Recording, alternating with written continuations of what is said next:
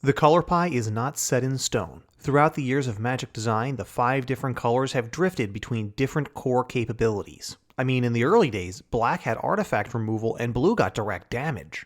Over time, though, these inconsistencies were smoothed away, with each color gaining its own distinct mechanical identity. But even with something as foundational to the game as the color pie, things sometimes change.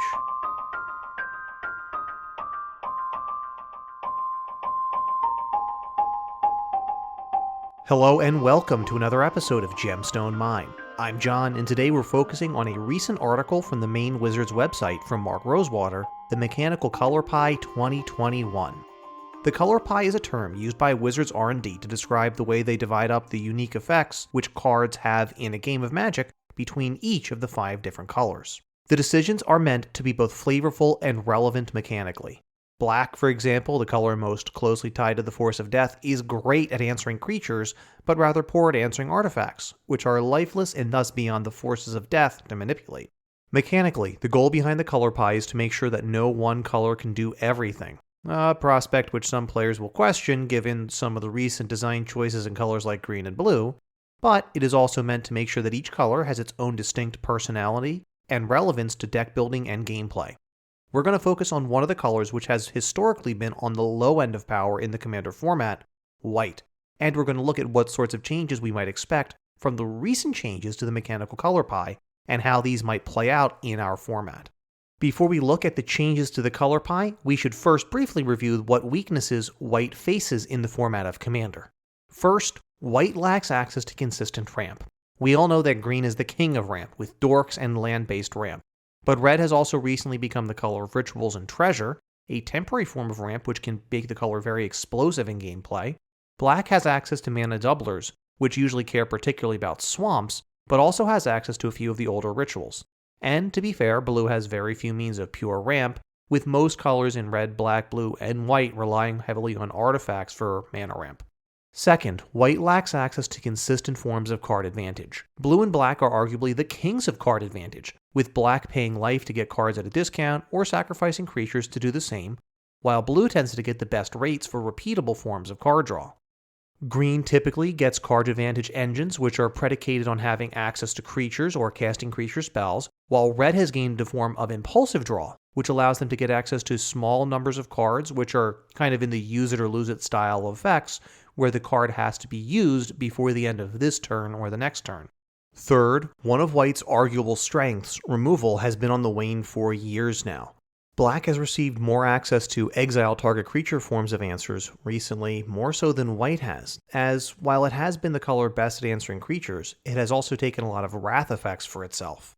Green has taken disenchant from white and made it into naturalizing green, which it has itself been outclassed by newer cards like Return to Nature, which can destroy an artifact, destroy an enchantment, or exile a card from a graveyard, all at the same cost point that disenchant used to. Red has received some of the big destructive spells like Vandal Blast to answer artifacts, while overall lowering mana curves in Commander have made Red's damage-based removal, particularly cards like Pyroclasm and its recent variations, more powerful and more relevant. Probably most egregious, though, has been Blue's push into the exile-based removal to represent transformation on cards like Ravenform and Resculpt. Blue already has unconditional answers in the form of bounce spells like Cyclonic Rift and counter spells which can answer things on the stack.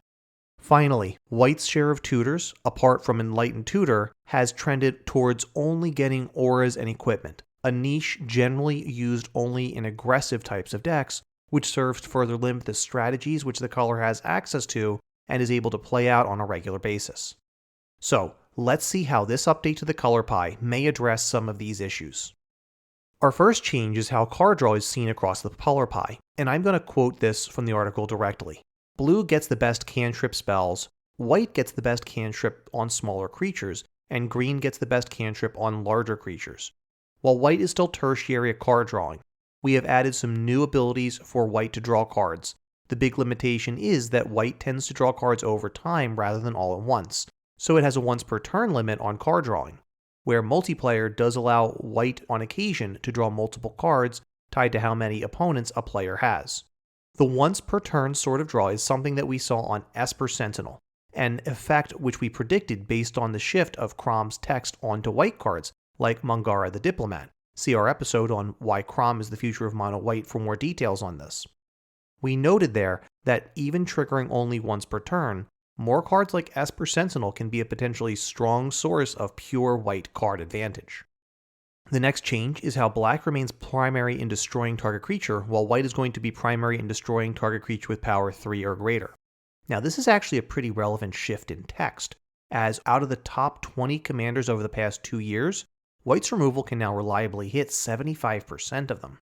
There are also a number of powerful creatures with power 3 or greater who fall into this range, like Opposition Agent and Notion Thief, who would have been excluded under the old 4 power or greater. As a note, Rosewater goes on later in the article to confirm that 3 is also going to be one of the new magic numbers R&D will look at for a lot of Wrath spells which are going to quote-unquote spare the little guys. It only takes a few efficient pieces of removal to be printed to really beef up White's removal suite once again. White is also going to become the color of destroying creature and then giving compensation to its opponent, giving out a clue token or another token as we have seen on cards like Declaration in Stone. This means that blue's Raven form and Resculpt, which I mentioned earlier, would likely be white spells in the future, which has me rather hopeful for the better removal in this color in the future. Flash is also becoming more prevalent in white. Quoting the article again, everyone gets some access to Flash. Blue gets it the most as it plays into the color's reactive playstyle. In the last few years, we made it secondary in white and black and kept it secondary in green. White tends to get small, cheap, and mid-sized defensive creatures. Cathar Commando may be one of the heralds of this change, being a creature with a relevant body at an efficient cost which also has a very relevant activate ability, acting as a form of creature removal when deployed as a surprise blocker, and as a form of artifact enchantment removal when its activated ability is used for a single generic mana to destroy target artifact or enchantment. White is also becoming more primary in friendly to artifacts, which may let it claw back some ground which blue has historically dominated. Note that in Rosewater's article, the restriction on white mostly interacting with equipment is no longer present, which is hopeful for white broadening its net of potential cards which it can interact with. White taking the space of caring about planeswalkers is also not a particularly big surprise, but it is reassuring to hear Rosewater specifically calling out tutors for them as well as interacting with them from the library. Planeswalkers have been historically difficult to use in Commander due to the multiplayer nature of the format. Needing to protect a Planeswalker against 3 possible opponents is much more difficult than needing to protect against a single opponent. But there have been multiple very powerful walkers printed at very efficient costs, which potentially gives White a niche to carve out for itself if it can help Commander players find access to their powerful Okos, or Teferis, or Narsets.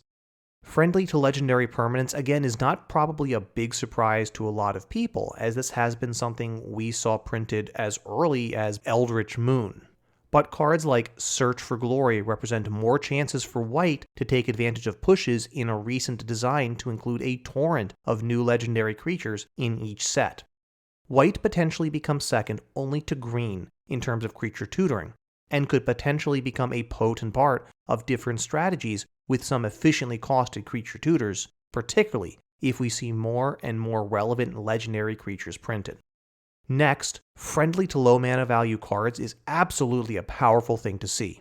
Savine's Reclamation has been one of the most relevant cards printed in recent years for White, and in CADH, it has actually become part of a go-to win condition in Jeskai decks, when combined with Underworld Breach and Lion's Eye Diamond off the back of an Intuition, making Intuition a 1-card win condition for Jeskai decks. More cards like Savine's Reclamation, more tutors like Recruiter of the Guard can only help with White's issues with consistency and open up new lines to the color. Rosewater does confirm later in the article under a section on reanimation that White is going to care about getting these cards from the graveyard in addition to the library. More on that to come in a few moments. While less relevant for CDH, the general Commander format is likely happy to see that White is being acknowledged as secondary in death triggers.